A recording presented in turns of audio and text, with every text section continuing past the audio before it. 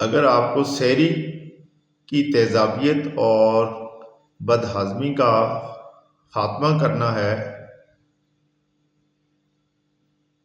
یعنی سحری کے بعد معدے میں جلن اور بھاری پن رہتا ہے،